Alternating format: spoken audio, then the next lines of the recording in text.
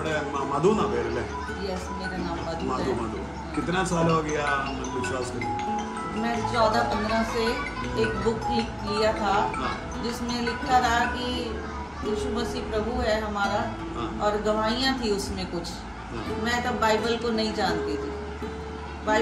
जानती थी, उसमें लिखा हुआ था कि वो हमें बनाया है परमेश्वर ने अपनी समानता में, हमारे अंग उसी ने बनाए। उस दौरान मेरे हस्बैंड बीमार हो गए, उनको पीलिया हो गया था बहुत ज़्यादा, जिसमें उनका लीवर डैमेज हो गया था 80-90%।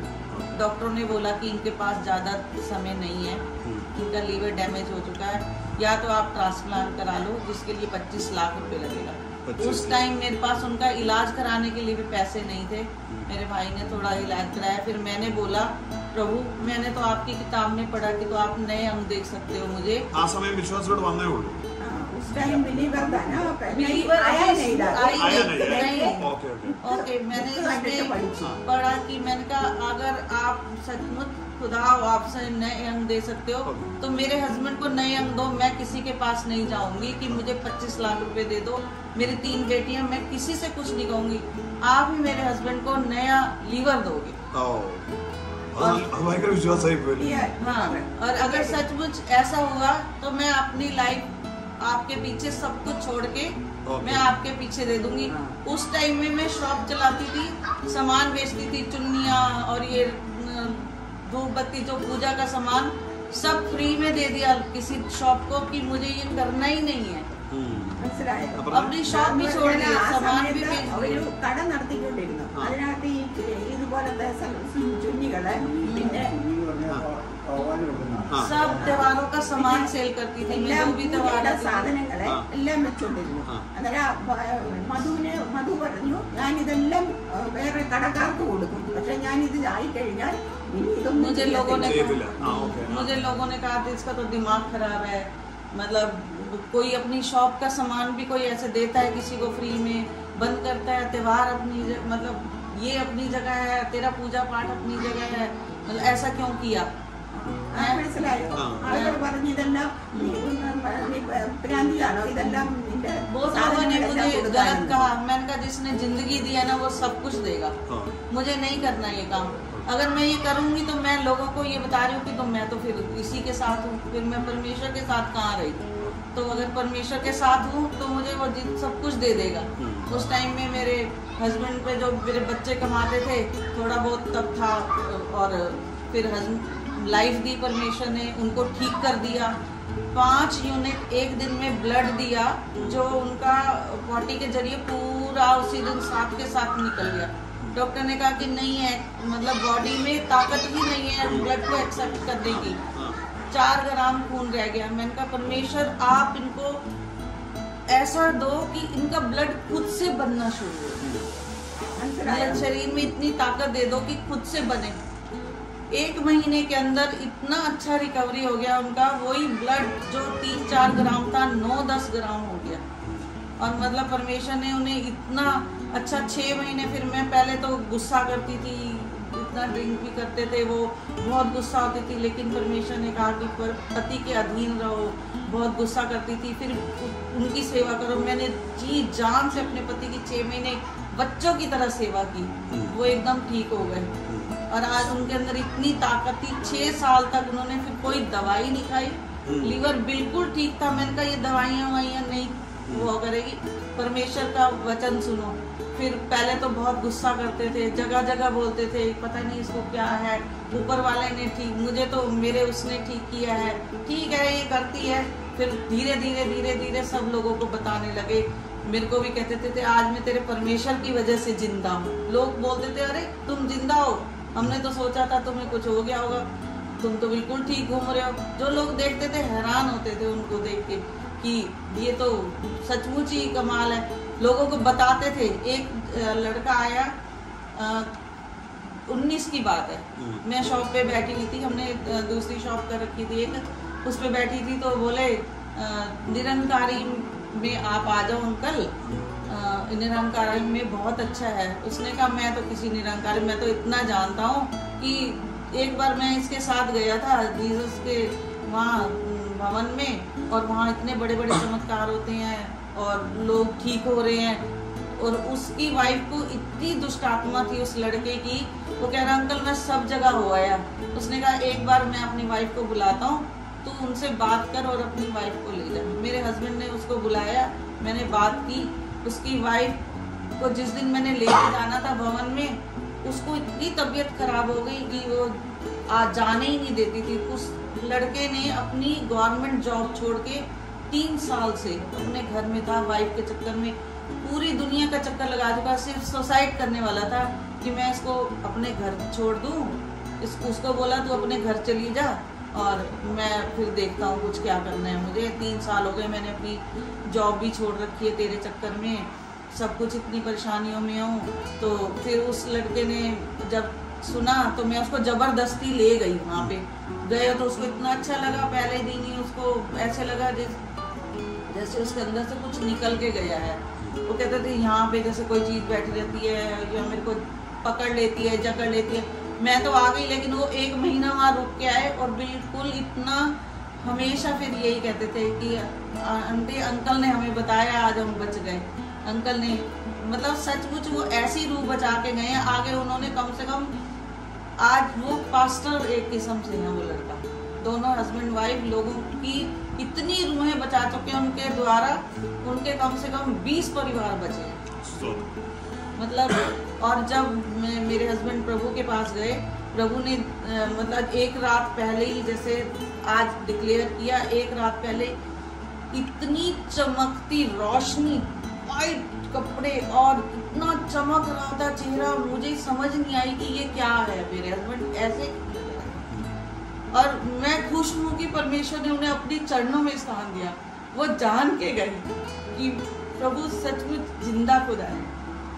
और लोगों को कहते थे और मुझे भी कहते थे, अगर मैं जिंदा हूँ, ये 6 साल गुजारे हैं, तो परमेश्वर की कोई योजना थी। जब तक मेरे बच्चे स्टैंड भी नहीं होते, मेरी 3 बेटियां हैं, और उनके जाने के बाद परमेश्वर ने यहाँ से यहाँ कर दिया बच्चों को। जिस बेटी की सैलरी मेरी 52,000 रुपए थी और कुछ नहीं बचता था, आज वो 1.5 लाख, अभी वो 1.5 लाख रुपए लेती है, जो उस टाइम में 3 साल में उसकी एकदम 3 गुना सैलरी है। और जो बेटी 36,000 रुपए, उस टाइम सैलरी बड़ी थी उसकी, उस टाइम मतलब ऐसे 26-27 हजार से 36,000 हुई थी, और एकदम से आज वो 90,000 रुपए ले रही है। 3 साल में परमेश्वर ने यूं ऐसे मतलब बच्चों को बढ़ा दिया। फिर एक दिन मैं बैठी रो रही थी, लोग बोलते थे क्या हुआ, इतना इतना सबको प्रेयर करती है। सामने एक घर था, उसमें कैंसर था एक लड़की को, रोज प्रेयर करने जाती थी। और मैंने उसको कहा, मैंने कहा तू ठीक है बिल्कुल, जिस दिन रिपोर्ट आए ना, मैं गारंटी लेती हूँ कि तू बिल्कुल ठीक है। मैंने कहा, जब मेरे को अंदर से ही मतलब पता चल गया था कि परमेश्वर ने उसको छू लिया, उसी टाइम परमेश्वर की आत्मा ने कार्य किया। और वो लड़की जब टेस्ट करा के सबसे पहले कॉल किया, आंटी मेरे टेस्ट सारे क्लियर हैं। मैं परमेश्वर से बात करती थी कि परमेश्वर, जब मैं दूसरों के लिए प्रार्थना कर रही हूँ वो ठीक हो रहे हैं, तो मेरे हस्बैंड के साथ ऐसा क्यों हुआ। फिर एक दिन पवित्र आत्मा ने बात किया, ये 6 साल पहले हो जाता। जैसे परमेश्वर ने यहेजकेल को 15 साल जिंदगी थी, मेरे हस्बैंड को 6 साल जिंदगी और दी। और मैं सचमुच आज परमेश्वर में इतनी आनंदित हूँ। कहते हैं ना कि यीशु मसीह में जब चलते हैं तो हमारे लिए सब काम भलाई है। सारी परिस्थितियों में हम जयवंत से बढ़कर हैं। आज मैं सचमुच परमेश्वर का हर एक वचन मेरी जिंदगी में पूरा हुआ यीशु के नाम में। सचमुच സാക്ഷിയായിപ്പോല്ലേ, ആരും പറയാതെ ഒരു പുസ്തകത്തിൽ നിന്ന് അല്ലേ, ഒരു ജീസസ് കോളിന്റെ ബുക്കിൽ നിന്ന് ഇത്രയും വിശ്വാസം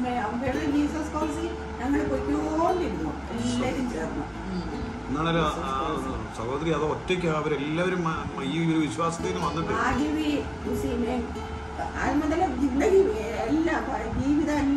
और आज जो मेरे डैडी मुझसे नफरत करते थे, मेरा भाई, आज इतना मतलब उनको अटैचमेंट है, सबसे पहले आएंगे, हर चीज के लिए बात करते हैं, हर चीज के लिए। कोई चीज की जरूरत है, बच्चों को भी कुछ न कुछ जो चीज अपने घर में लाते हैं सबसे पहले मुझे देते हैं। ബാപ്റ്റിസം കിട്ടിയ അകേലി ചുപ്ചാപ്പ് അതായത് ആരും അറിയാതെ പോയി ബാപ്റ്റിസം ഞാനും പോയായിരുന്നു സ്തോത്രം. बैप्टिज्म जिस दिन मैं करने गई यहाँ उधर भी उधर लिया मैंने। इधर भी लिया था। जब मैं वहाँ लेने गई मैंने बैप्टिज्म तेरे तंबू जी से लिया, अंकुर नरूला मिनिस्ट्री जलंधर पंजाब। जिस दिन मैं वहाँ गई मेरे हस्बैंड घर आ चुके थे बच्चों के पास, रात को अपना काम से फ्री होके बच्चों की केयर करते थे, मुझे छोड़ के भी आते थे, लेके आते थे, जेब में जितने पैसे होते थे खाली कर देते थे, ये ले तेरे को जरूरत पड़ेगी तू जा, कोई चीज के लिए मना नहीं करते थे। एक बार खुद भी गए, जब से उनको समझ में आ गई परमेश्वर है, सुबह उठ के 5 बजे प्रेयर भी सुनते थे। उस दिन भी सुना, जिस दिन हॉस्पिटल गए उस दिन भी 5 बजे उठ के प्रेयर सुना। उसके बाद कह रहे पता नहीं मुझे कुछ हो रहा है, मतलब एकदम अचानक तबीयत खराब हुई और हॉस्पिटल चले गए। फिर परमेश्वर से बोला कि अब मुझे जीना नहीं है, परमेश्वर से बात किया उन्होंने, और मैं इतनी प्रेयर कर रही थी। फिर क्योंकि नीति वचन में भी लिखा है ना, तेरे मुंह में जिंदगी तेरे मुंह में मौत, जो तू कहेगा तेरे लिए हो जाए। कितनी प्रेयर की, बाद में समझ आई अरे उन्होंने अपने मुंह से अंगीकार किया तो मैं क्या कर सकती थी।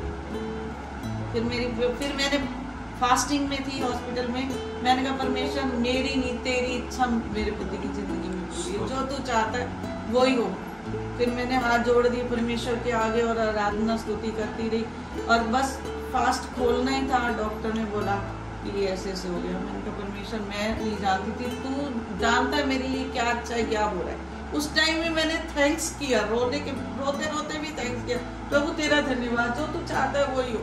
मैं नहीं जानती मेरी जिंदगी में आगे क्या होगा, मेरी लाइफ में क्या होगा क्या नहीं। आज मेरा पूरा परिवार सब जानते, चारों तरफ, मैं नाराज होते हैं हो जाए मैं नहीं जानती कहीं पे भी ऐसे प्रोग्राम, सबको पता है, बहुत कुछ बोलते हैं। और उसका अनदेखा हाथ, मैंने कहा प्रभु तेरा अनदेखा हाथ मेरे बच्चों के लिए बहुत बड़ा है। सचमुच मेरी दोनों बेटियों के लिए रिश्ते हैं, यहाँ से यहाँ है, तो घर आए हैं ना उनके लिए, हम यहाँ हैं वो यहाँ है।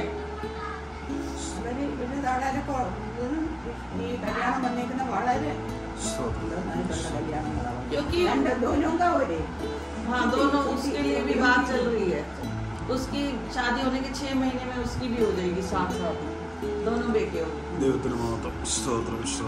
क्योंकि जब हम उसके सहारे चलते हैं ना, उसका अनदेखा हाथ हमारे लिए बहुत बड़ा है। लेकिन एक बात है, वो पास में ना हमारे लिए जात का, मैंने बोला था ना जात वाला प्रेयर रखे थे, उसमें मेरा बुक में लिखा है आपकी बेटियों का नाम है, नाम लेके मैंने पास्टर को बताया नहीं है, जगह शादी होने मैंने आपको बताया नहीं था। मैं आपका बेटियों के लिए उस रात को डेली प्रार्थना करती हूँ शादी के लिए, इस शादी के साथ साथ मैं आपका बेटियों मेरी एक टेस्टमनी है, आए दिन टेस्टमनी है, आए दिन।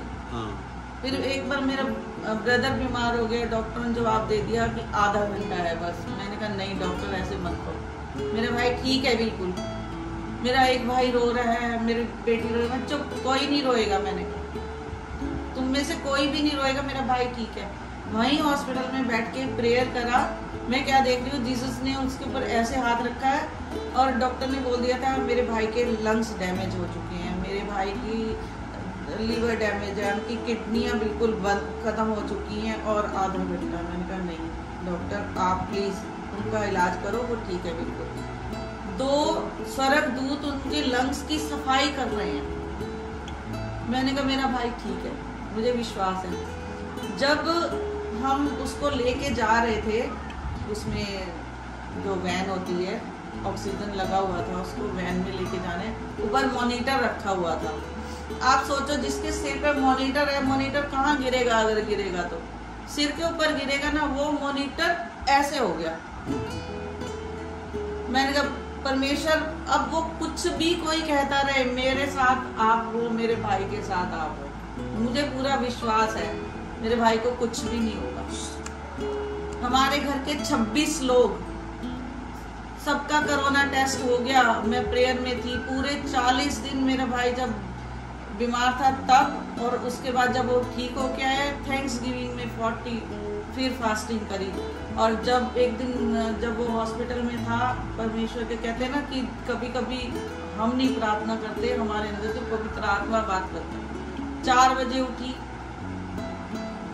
इतनी जोर जोर से अन्य भाषा में प्रेयर मैंने नहीं करी, पवित्र आत्मा ने बात करी। पूरा घर उठ गया कि क्या हुआ इसको, कि ये क्या है, ये मतलब ऐसे क्यों वो कर रही है। मैंने कहा परमेश्वर मुझे विश्वास है, अब बस मेरा भाई ठीक होके घर आएगा। 33 लाख रुपए डॉक्टर ने मांगा, 26,50,000 रुपए घर में निकले सब इकट्ठा करके इधर उधर। उसके बाद बोलने लगा भतीजा, छोटा भाई, कि अब हमारे पास पैसे नहीं है, अब हमें उठाने पड़ेंगे। उस दौरान लोगों के पास पैसा कहाँ था, ना कोई देने को तैयार था। कोरोना के टाइम में, कोरोना से मेरा भाई हॉस्पिटल में था। एक लेटर लिखा परमेश्वर के नाम कि परमेश्वर, मैं नहीं जानती वो हॉस्पिटल वाले 5 रुपए भी कम करने को तैयार नहीं है, लेकिन आप सब कुछ कर सकते हो। लेटर लिखा, जितना लेस करेंगे उसका 10% तुरंत ही वहाँ भेज दिया जाएगा। और आप यकीन नहीं करोगे, सिर्फ 26.5 लाख ही हमने जमा करवाया, बाकी सब उन्होंने माफ कर दिया। ऐसे हुआ। അല്ല, ഞാനത് ഈ കുടുംബത്തിൽ ഒരാൾ ഒറ്റയ്ക്ക് നിൽക്കുമ്പോൾ അവർ അത്രയും പേര് എതിർത്തിട്ടും അദ്ദേഹം ആ വിശ്വാസത്തിൽ ഉറച്ചു നിന്നത് ഒരു ഭയങ്കരമായി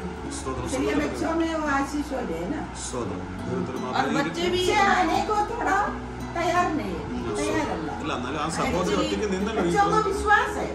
हाँ, सैलरी का 10% मेरे कहने से पहले ही बोला हुआ उनको कि बेटा जब भी तुम्हारी सैलरी है, सबसे पहला हिस्सा मुझे बिना कहे परमेश्वर के भवन में देना ही देना है। तो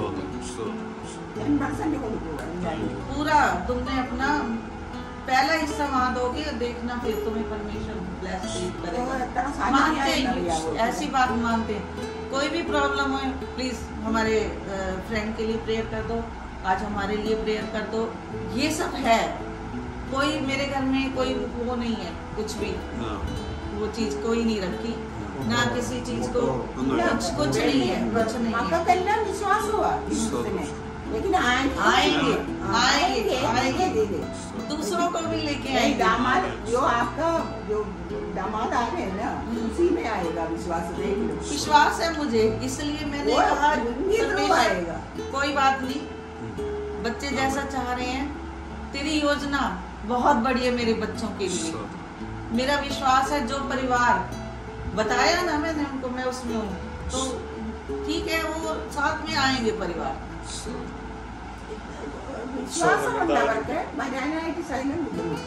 वो क्या, मेरा पूरा परिवार आने वाला है।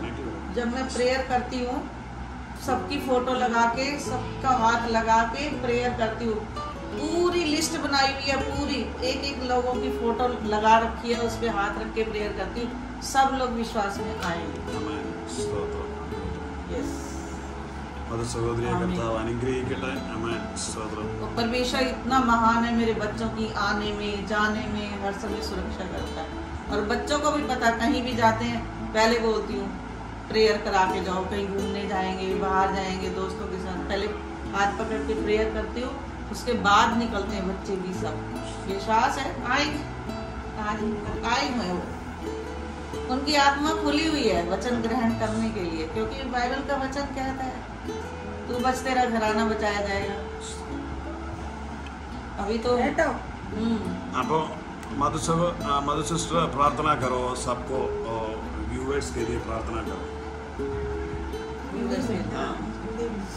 धन्यवाद मेरे परमेश्वर पिता, thank you lord, thank you Jesus प्रभु। तेरी दया के अनुसार पिता आज ये टेस्टमनी में दे पाई प्रभु, क्योंकि तेरी योजना बहुत बड़ी है मेरे लिए, मेरे बच्चों के लिए, मेरे परिवार के लिए पिता। जितने भी लोग प्रभु इस टेस्टमनी को सुने पिता, उनकी आत्माएं खुल जाए प्रभु, खुल जाए मेरे परमेश्वर, तेरे वचन को सुनने के लिए, तेरी बातों को ग्रहण करने के लिए मेरे परमेश्वर। मेरा विश्वास है मेरे प्रभु, जो जो ये टेस्टमनी सुनेगा सचमुच प्रभु उनके हृदय छिद जाएंगे मेरे खुदा। धन्यवाद मेरे परमेश्वर पिता, ये टेस्टमनी हर एक जन तक पहुंचने पाए मेरे पिता, क्योंकि हर एक जन जाने पिता तू सब कुछ करने की ताकत रखता है, तू सामर्थी परमेश्वर है। क्योंकि पिता खुदा का कलाम कहता है सड़क के नीचे पृथ्वी के ऊपर केवल एक ही खुदा है, वो है प्रभु यीशु मसीह, जिसके द्वारा उद्धार है। केवल उद्धार यीशु मसीह के द्वारा है और कोई नहीं इस धरती पर उद्धार दे पाए। लोगों के पास बहुत सारी जितनी भी चीजों को अपनाते हैं, ब्लेसिंग, पैसा, लेकिन वो ये नहीं जानते कि वो गलत जगहों पे जा रहे हैं। प्रभु मसीह एक ज्योति है, ज्योति है, आ जाओ, वही है, सब अंधेरा दूर कर देता है वो जब ज्योति में हम चलते हैं। तो सचमुच खुदा तू ज्योति है, जब लोगों पे प्रकट होती है तो वो अंधेरा गायब करती है। सचमुच पिता तू जिंदा खुदा है, जहां जहां प्रभु तू छू ले हर एक जन को जो इस टेस्टमनी को सुन रहा है या सुने मेरे परमेश्वर, बाद में भी मेरे खुदा वो ज्योति की संतान हो जाए पिता, वो ज्योति को पाए प्रभु, ना बल से ना शक्ति से, तेरी आत्मा के द्वारा सब कुछ संभव पिता। मेरा विश्वास है मेरे पिता, तेरी आत्मा के द्वारा पिता तूने सब कुछ किया, और जो इस टेस्टमनी को सुनेगा तेरी आत्मा के द्वारा पिता तेरे आगे घुटना टेकेगा, क्योंकि बाइबल कहती है हर एक घुटना टिकेगा, हर जीव अंगीकार करेगी यीशु ही प्रभु है। चाहे आप अभी आ जाओ चाहे बाद में, आना तो होगा ही प्रभु यीशु मसीह के नाम में, प्रभु यीशु मसीह के सामर्थ्य नाम में, आमीन आमीन। താങ്ക് യു മദർ സിസ്റ്ററെ. കർത്താവ് അനുഗ്രഹിക്കട്ടെ. ദൈവത്തിന് മഹത്വം. സ്തോത്രം. നല്ല സാക്ഷ്യമായിരുന്നു. അനേകർക്ക് ഇതൊരു അനുഗ്രഹമായി തീരും.